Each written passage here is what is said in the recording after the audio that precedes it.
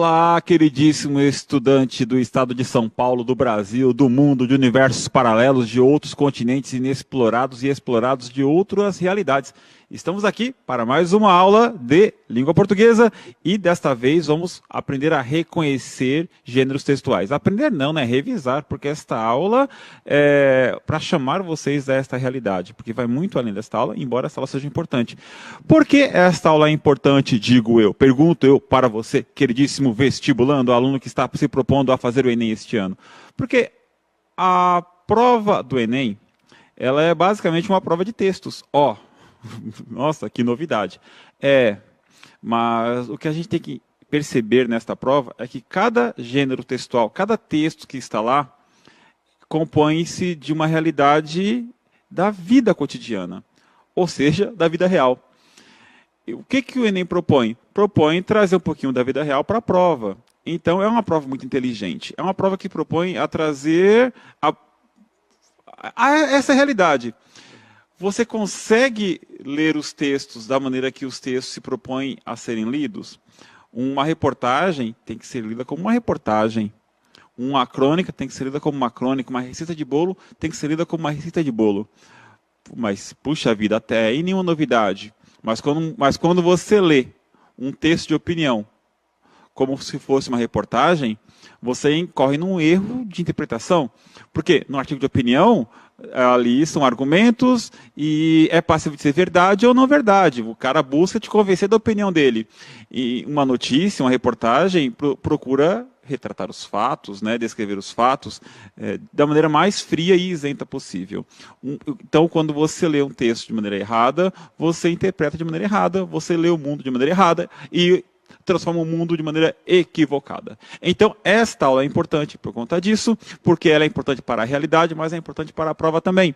Porque você tem lá 180 textos, sim, é texto pra caramba, e cada um deve ser lido de uma forma específica, e esta aula é para chamar você para esta realidade. Então, sem mais delongas, aula!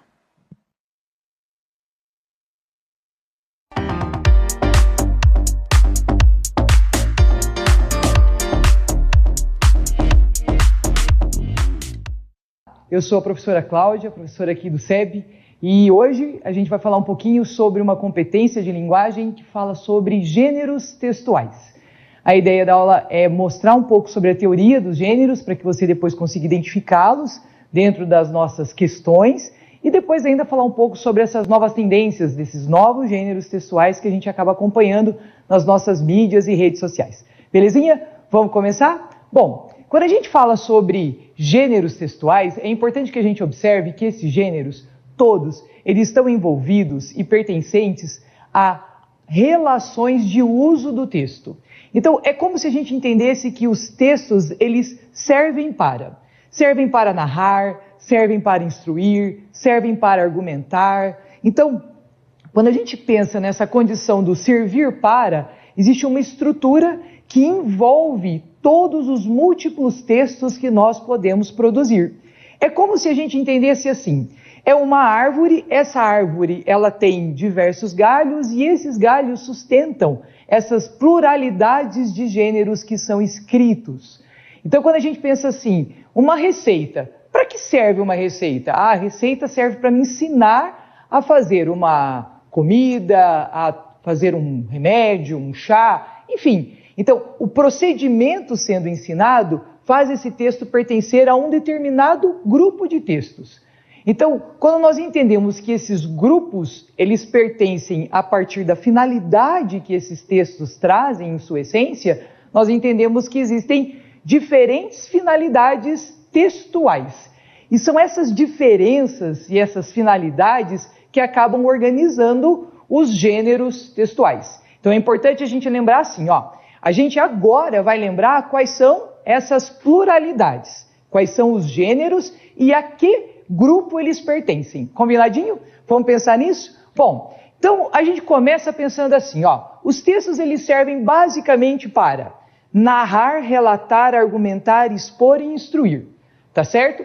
Você na escola provavelmente já passou pelas narrativas, já teve que escrever quando você era criança várias histórias que tinham personagens. Depois você foi mudando um pouco de estratégias textuais, cresceu, começou a trabalhar com os relatos diários, voltou a produzir textos um pouco mais elaborados, entrou nas cenas dos textos dissertativos, argumentativos, e hoje basicamente você pensa muito mais em produzir dissertações do que produzir narrações.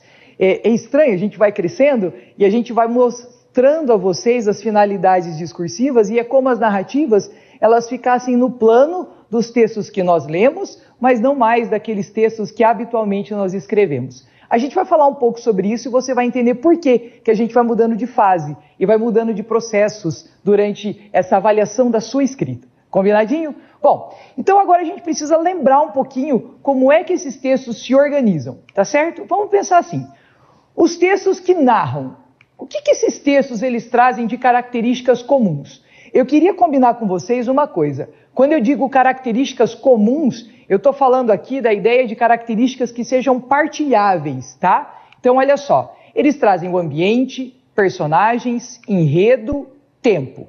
Bom, Cláudia, mas em tese, deixa isso um pouco mais claro. Vamos começar assim, ó. O ambiente é onde a ação do texto acontece.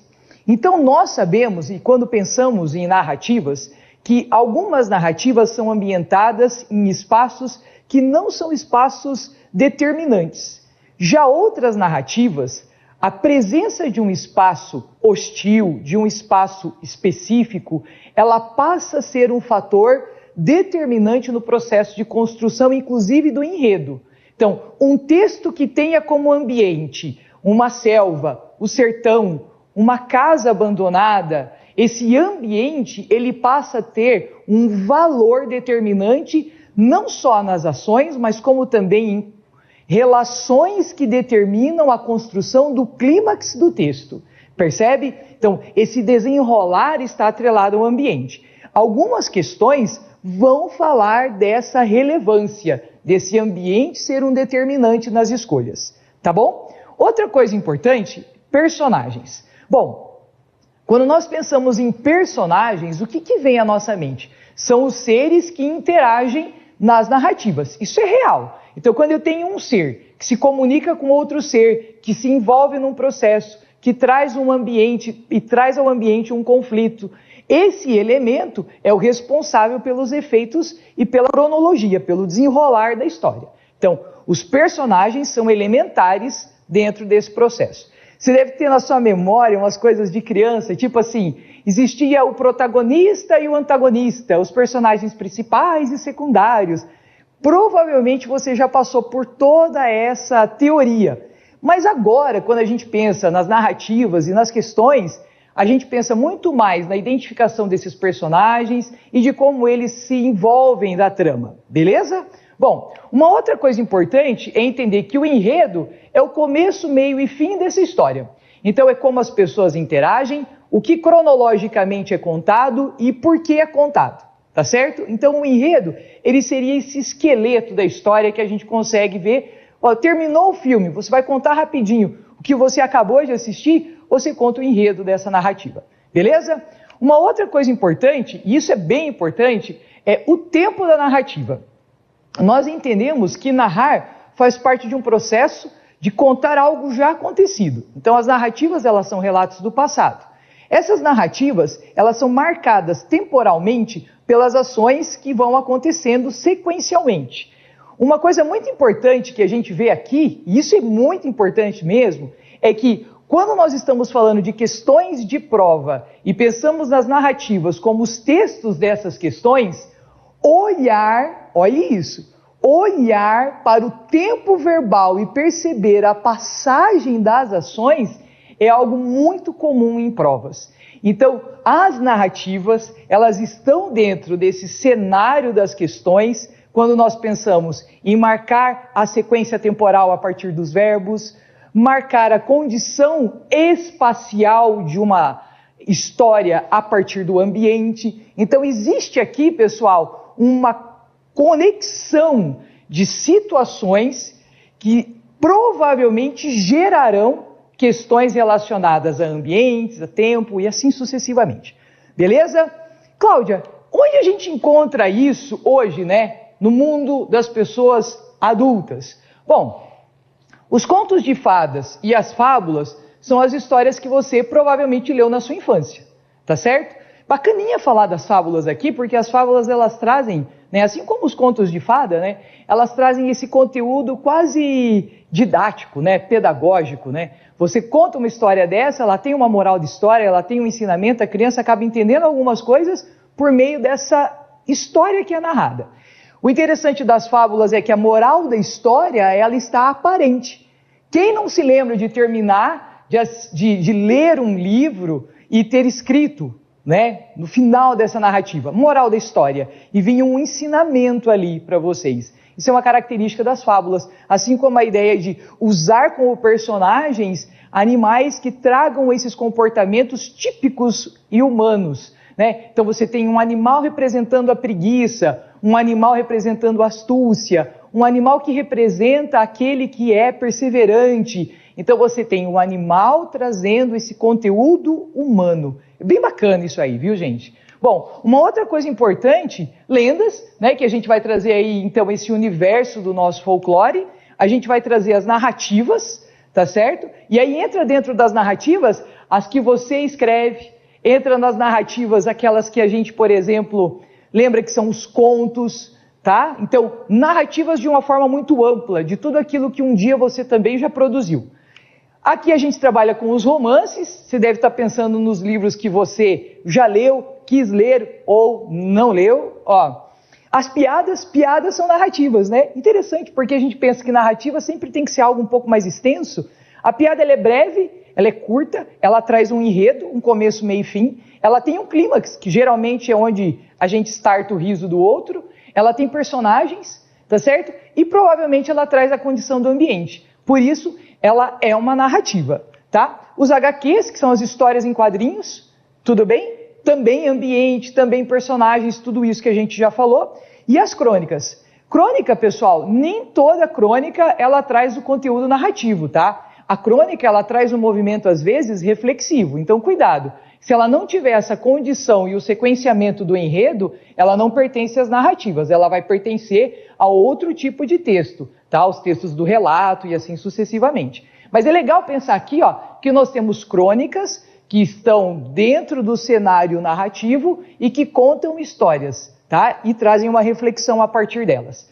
Tudo bem? Então, ó, desse slide, o que é importante? Que você lembre, você já leu as narrativas, você já sabe como elas funcionam. Agora, a gente vai trocar de gênero. Ah, ó, filmes, séries e músicas. Quem não tem aí na memória uma música que conta uma história? Não é verdade? E muitas outras músicas que talvez você nem conheça tão bem, contam histórias de personagens, algumas inclusive viraram filmes. Então, isso faz parte desse nosso movimento, tá bom? Algumas... aí ó, os textos literários, expressivamente são os textos que contam histórias, os filmes e as séries, tá bom? Belezinha? Então, ó, passamos pelas narrativas, elas estão presentes na sua vida, não apenas nos textos impressos, mas também naqueles que você assiste e até ouve. Combinado? Vamos seguir. Bom, textos que relatam. Esses textos aqui têm quais características? Ó, vamos combinar. Representação de experiências, marca temporal aparente. Vem aqui comigo, presta atenção. Quando eu digo representação de experiências, significa que eu tenho um fato e que este fato será relatado em sua condição total, começo, meio e fim. E qual é a diferença da narrativa? Não existe aqui a construção do clímax, de gerar no outro a sensação de que se está caminhando para o ápice do processo. Não existe isso. Clímax é aquilo que você, de repente você está meio perdidão com clímax. Ó, clímax é aquilo que você, quando está assistindo a uma série, né, você está naquele momento mais importante da história. Você vai entender todo o processo, todo o episódio te levou para aquele momento. Então você vai gerando uma certa ansiedade, você vai construindo uma certa vontade de se perceber que o fato mais importante será desvendado, será apresentado. Isso é o clímax. Tá certo? Agora, quando eu estou relatando uma história, os relatos eles tiram essa essência do clímax. Você só tem a cronologia do processo. Entendeu como é que funciona? Então, a marca temporal aparente, ela significa o quê? Às vezes você marca o horário que começou o processo. Quem aqui já viveu a experiência de fazer um relatório sobre uma experiência que o professor de biologia propôs? Então você foi lá, quando você era menorzinho, a professora de ciências mandou você plantar um feijão dentro de um copinho e ela pediu que você acompanhasse a evolução disso e relatasse por dia as mudanças que você percebia. Ali você provavelmente fez o seu primeiro relato. Marca o dia, marca o processo. Entende como é que funciona? Bem bacana. Ó, a gente vai encontrar isso onde? Na nossa vida. Bom, a gente vai encontrar isso em relatos de viagem. Se você tem vontade de viajar, conhecer um país, uma cidade, provavelmente você já foi lá pesquisar na internet vídeos de pessoas que estiveram nesses lugares. Como eles fizeram a viagem. Isso são relatos, tá bom? Diários, notícias, reportagens, relatos históricos, biografias e autobiografias. Agora vamos devagar. Bom, os relatos de viagem você entendeu, né? São aqueles que vão mostrar onde a pessoa chegou, como ela fez para organizar todo o processo, as passagens, a chegada, o transfer e assim foi, tá? Os diários, eu não sei se vocês ainda escrevem diários, né? Eu não sei se isso ainda é uma prática da geração de todos vocês. Já houve uma época em que as pessoas escreviam os diários à mão. E era tão interessante, talvez se tiver alguém mais adulto aqui, assim da minha idade, mais ou menos, assistindo, na minha geração as pessoas escreviam os diários em caderninhos que tinham cadeados. E as pessoas com medo de terem os seus segredos revelados, imagina o segredo de uma pessoa na 6ª série, né? Elas guardavam as suas chaves. E os diários, eles marcavam isso, né? O acontecimento. Então, hoje, a pessoa colocava a data e relatava as suas emoções daquele momento, né? O que aconteceu, com quem ela conversou, as coisas que deram certo e não deram. Isso é diário, tá? Hoje deve ter isso também, mas a gente acaba fazendo isso em um outro movimento. Notícias. As notícias, elas são os movimentos meio híbridos, né? Porque você acaba entendendo que ela tem a data, o lugar, com quem aconteceu, onde aconteceu, por que aconteceu. E ó, com quem aconteceu, onde aconteceu, por que aconteceu. Me dá uma sensação de narrativa, mas o que gera a notícia não é apenas a vontade de contar uma história. Não, mas de relatar um acontecido. Então ela vai pertencer ao gênero narrativo, vai pertencer ao gênero do relato, mas ela vai trazer essas condições do texto narrativo, tá bom? Esses elementos do narrativo.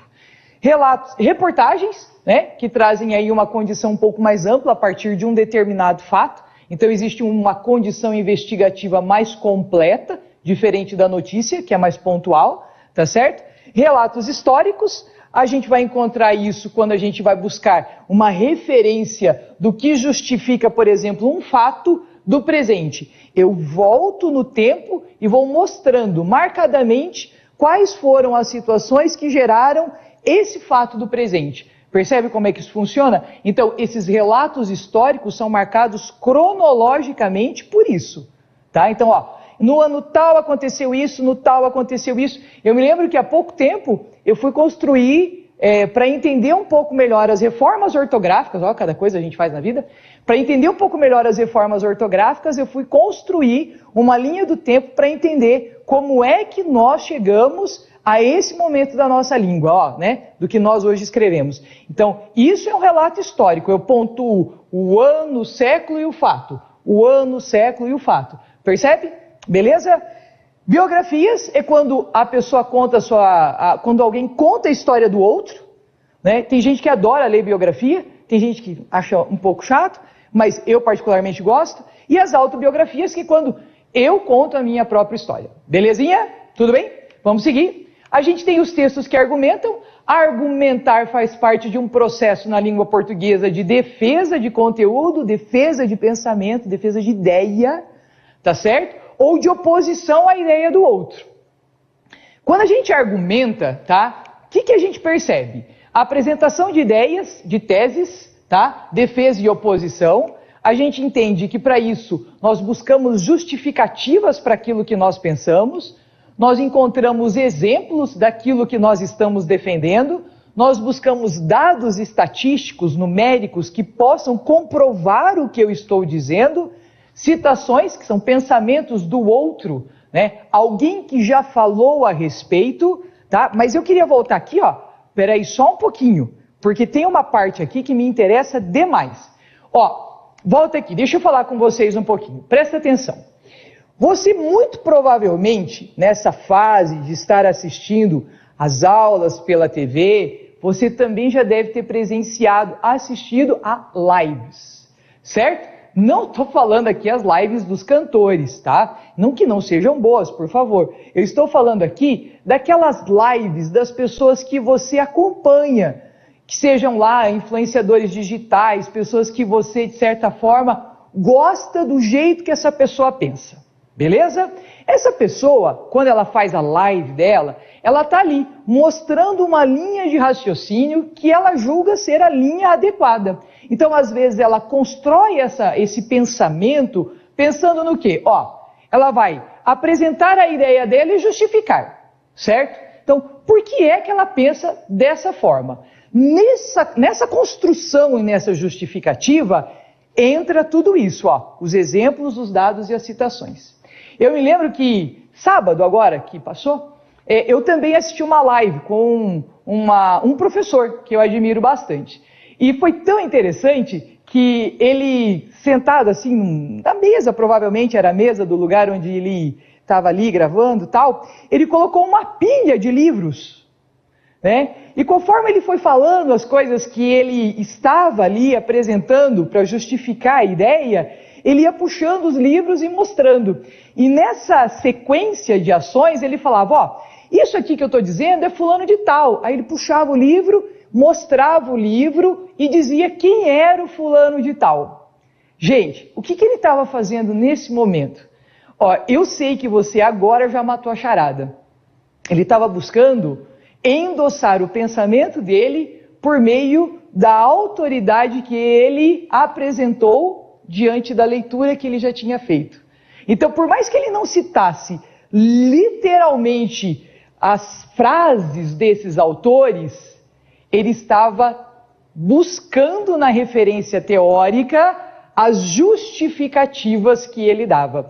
Depois ele foi atrás de dados numéricos, né, de relações ali que eram mais próximas do presente, aí ele foi atrás dos jornais que mostravam os acontecimentos. Então, quando você termina de assistir a uma live dessa, é estranho, eu não sei se você já passou por isso, mas você tem a sensação de estar diante de algo confiável. Por quê? Porque ele está endossado.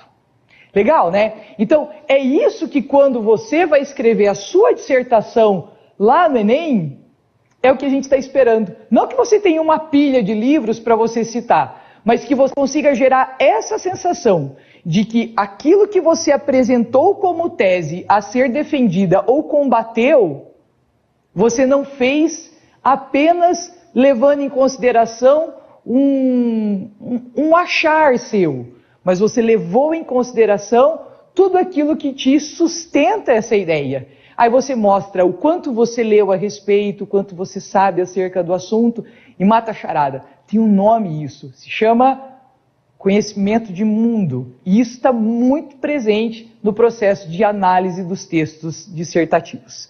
Beleza? Então, olha só que interessante. Se isso aqui é algo que eu cobro na questão objetiva, significa que é uma forma muito prática de desenvolver esse hábito para que você, com o hábito adquirido, possa escrever redações tendo esse recurso. Entende que legal? Por isso que a ideia da prova do Enem é desenvolver competências por meio de habilidades. E é como se fosse um movimento casado. O que a prova objetiva busca como competência é que você consiga, desse momento, trazer esse universo de conhecimento para dentro da sua redação. que no mundo dos adultos é isso que importa, né? O quanto você é capaz de se expressar e entender adequadamente os textos. Combinado? Beleza? Então, isso é texto que argumenta. Agora, quais são os exemplos para isso? Ó, os textos de opinião, diálogos argumentativos, discursos de defesa, acusação, editoriais, carta do leitor. Eu queria aqui fazer uma pequena observação, tá? Textos de opinião são os textos opinativos, então esses textos eles deixam transparecer aquilo que você julga e pensa, tá? E aí seria muito bacana, nossa, se você puder prestar bastante atenção agora, isso é bem legal. Ó, quando a gente diz, escreva um texto opinativo acerca de um assunto. Ótimo, aí lá vai você, né? Firme e forte, escrever esse texto. E aí você pensa assim, mas como é que eu vou deixar clara a minha opinião aqui? Ó, vou escrever, eu acho isso importante, eu acho isso relevante, eu gosto, eu não gosto. Não, na verdade, essa condição, né, que nós chamamos, ela é provocada por isso aqui, ó. Dá uma olhadinha, ó. Efeitos modalizadores. Cláudia, mas o que significa um efeito modalizador? Aí agora você presta atenção, isso vai te ajudar. A palavra modalizador deveria te lembrar modo. Então, o efeito modalizador, ele traz para o texto o modo como eu vejo, o modo como eu julgo, o modo como eu penso. E esse modo não precisa ser colocado em evidência por meio de frases do tipo, eu gosto, eu não gosto, eu acredito, eu não acredito, é bom, é ruim. Não, não. Eu posso fazer assim, ó. Escuta, presta atenção. Imaginemos que eu vá relatar a troca de um presidente de clube para outro presidente de clube. Então eu sou lá, uma pessoa que acompanha um determinado time, e digo lá, o clube tal trocou o presidente X pelo Y. Ok, normal, né? Não tenho opinião. Agora se eu digo, infelizmente o clube trocou o presidente. Você percebeu que a palavra infelizmente ela deixa transparecer a minha avaliação. Entendeu como é que funciona? Essa é a condição do efeito modalizador. É quando eu consigo, de forma sutil, mas bastante, até às vezes provocativo, né? Colocar isso para o meu leitor. E às vezes, agora ó, volta, presta atenção aqui. E às vezes, a questão pede isso.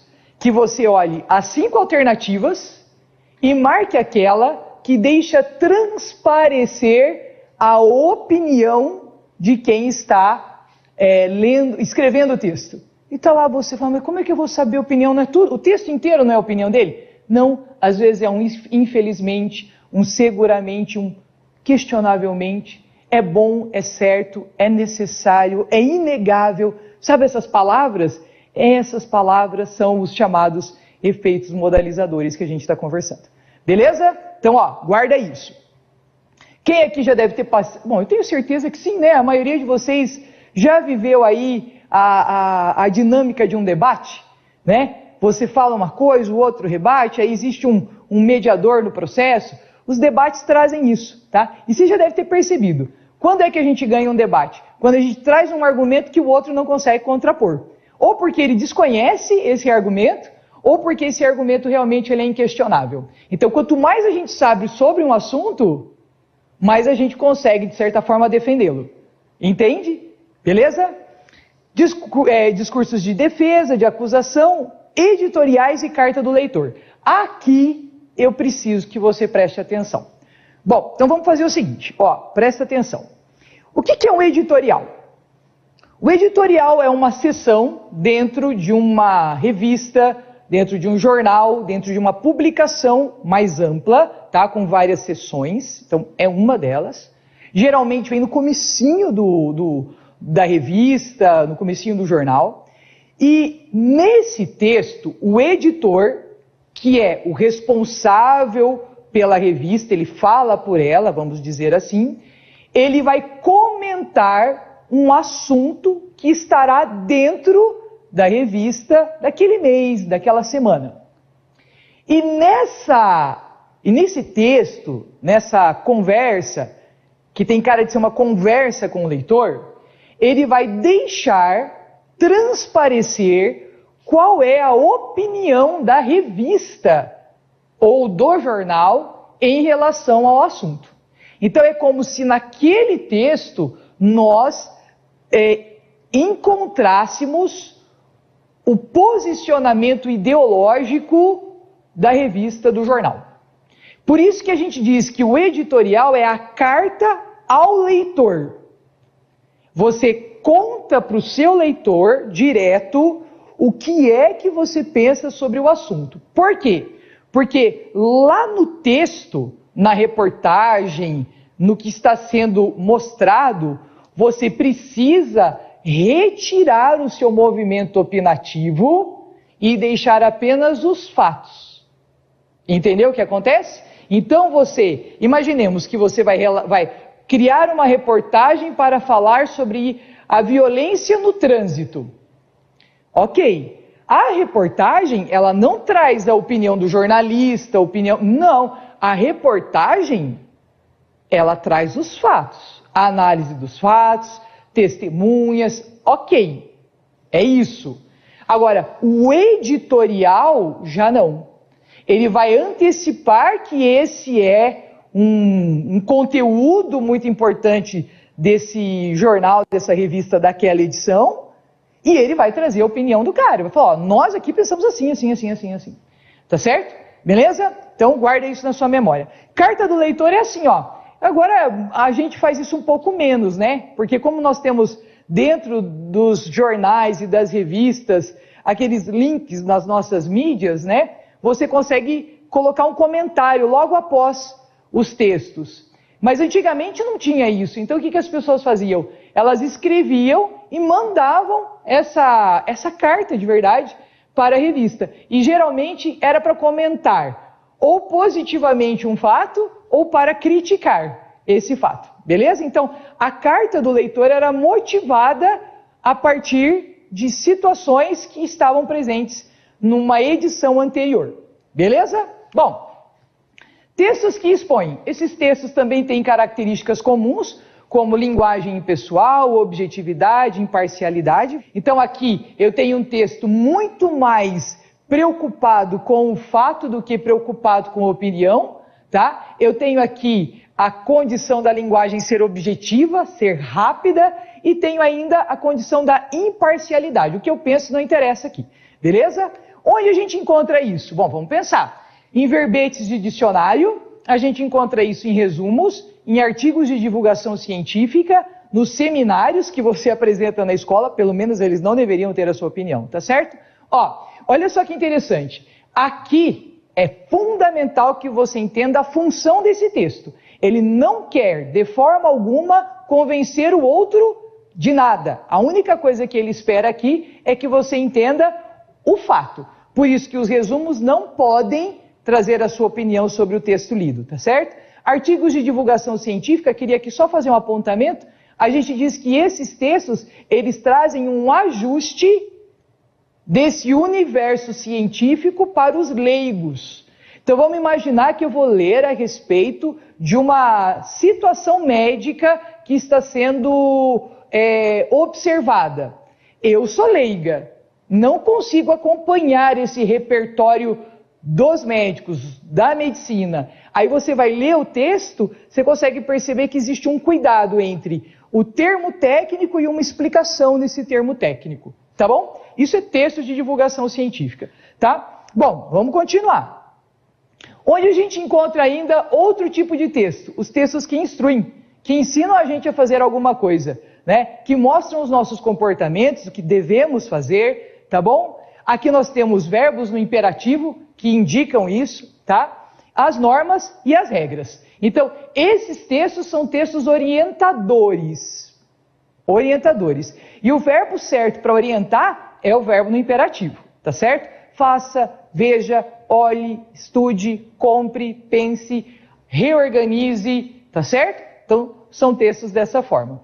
Bom, onde a gente consegue condições de uso também, né? Quando a gente está trabalhando com a ideia do que eu posso fazer, como posso fazer e como devo fazer. A condição de usar alguma coisa, tá bom? Bom, como eu vejo isso? Eu vejo isso nas receitas, eu vejo isso nos manuais, que nós não lemos, mas eles existem, tá? Eu vejo isso nos regulamentos. Se você mora em prédio, provavelmente você já viu colado lá no elevador do seu prédio uma sequência de coisas que você não podia fazer e de repente você até fez, tá?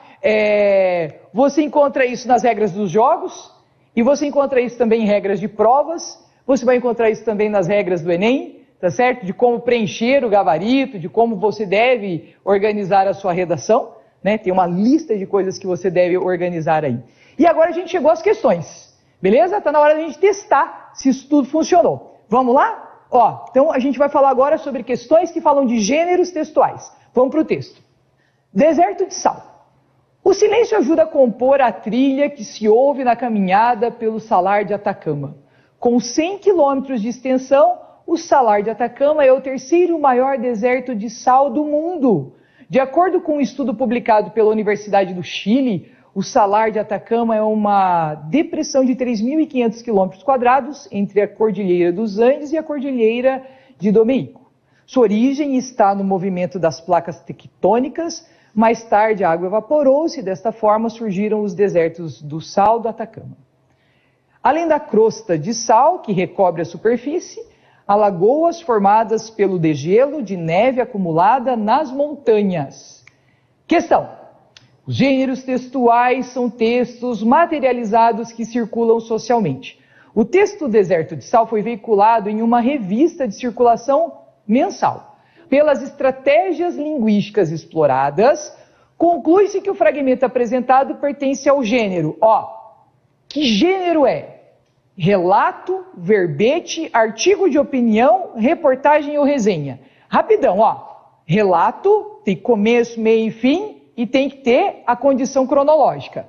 Verbete, definição. Artigo de opinião, defendendo uma ideia. Reportagem, uma apresentação que compõe uma pesquisa, uma apresentação de informação.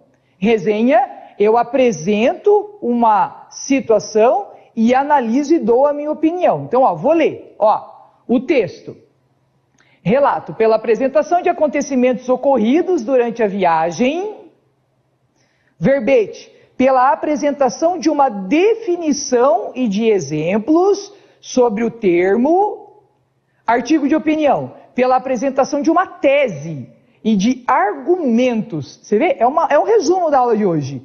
Reportagem, pela apresentação de informações e dados. E resenha, pela apresentação da descrição e avaliação do salar. Agora vamos lá. De tudo que a gente falou, o que combina com o que a gente leu aqui. Vamos ver? Volta aqui um pouquinho para a Cláudia. Ó. Não apareceu. A resposta vai ser reportagem. Tá aqui, ó. Tá certo? Reportagem. Apresentação de informações e dados. Não pode ser relato, porque não tem efeito cronológico. Não pode ser verbete, porque a função não é definição. Não pode ser artigo de opinião, ele não está defendendo nenhuma ideia. Não pode ser resenha, porque ele não faz uma avaliação se o lugar é legal ou não é. Entendeu como é que funciona? Vamos seguir? Vamos lá. Olha isso. É bom saber que os atletas mineiros agora podem contar com um centro de treinamento de ponta e adequado a diversas modalidades esportivas. Eu tenho um filho que sonha em ser atleta olímpico. Quem sabe ele não fará parte da equipe de atletismo? Parabéns pela reportagem. E aí você tem, né, sessão Fale com a Encontro, fantástica fábrica de atletas, e aí a gente vai perceber o que é isso aí. Então vamos lá, ó. A carta do leitor, pronto, você viu? É alguém conversando com a revista.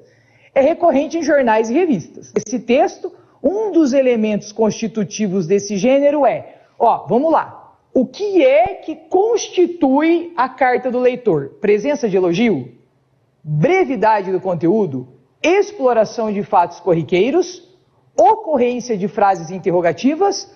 Ou referência a uma matéria publicada? Deixa eu só fazer aqui, ó. Volta aqui só um pouquinho para mim. Deixa eu fazer aqui, ó, uma pequena observação. Só uma. Ó, estranhamente, tudo isso daqui está no texto. Tá? Ela elogia, ela fala, é curtinho o texto, ela fala... Tem tudo isso daí no texto. Só que ele não está perguntando o que tem no texto. Ele está perguntando o que constrói isso ser uma carta do leitor. Por que eu posso dizer que é uma carta do leitor? E a resposta é referência a uma matéria publicada. Viu que legalzinho? É aí que você entende como é que se constrói a competência para se saber o que é um gênero textual. Não estou te perguntando o que tem no texto. Estou te perguntando por que é uma carta do leitor. Viu só? Vamos fazer a última? Ó, João Antônio de Barros, o J. Barros, nasceu aos 24 de junho de 1935, em Glória, de Goitá, Pernambuco. Marceneiro, entalhador, xilógrafo, poeta, repentista e escritor de literatura de cordel, já publicou 33 folhetos e ainda tem vários inéditos. Reside em São Paulo desde 73, vivendo exclusivamente de venda de livretos de cordel e de cantigas de improviso, ao som da viola. Grande divulgador da poesia popular nordestina, tem dado frequentemente entrevistas à imprensa paulista sobre o assunto. Então esse texto tá dentro de um outro texto chamado Cordel em Sala de Aula, num livro chamado Gêneros do Discurso na Escola, tá bom? Aí tem o nome completo do texto, do livro, tá? Vamos lá, ó, presta atenção. A biografia é um gênero textual que descreve a trajetória de determinado indivíduo, evidenciando sua singularidade. No caso específico de uma biografia como a de João João Antônio de Barros, um dos principais elementos que a constitui, ó, de novo, eu estou te perguntando o que faz esse caso ser um elemento classificado como biografia. Então, o que tem?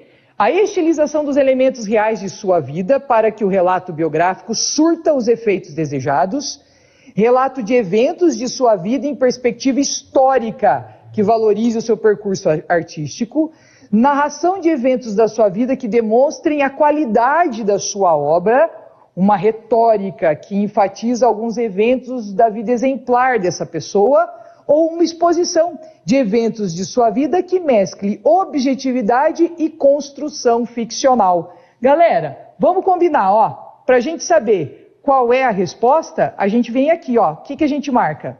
Caso específico, um dos principais elementos que constitui tem a ver com a presença cronológica. Onde eu vejo isso? Estilização dos eventos, relato de eventos da sua vida em perspectiva histórica. Essa é a resposta. Beleza? Relato de eventos de sua vida em perspectiva histórica que valoriza o seu percurso, começo, meio e fim da sua história. Belezinha? Gente, a gente passou então por uma aula de gênero, falando um pouco sobre essa estratégia de análise de questões. Eu espero que você realmente tenha entendido e gostado. A gente se vê na próxima aula. Um grande abraço, até, gente!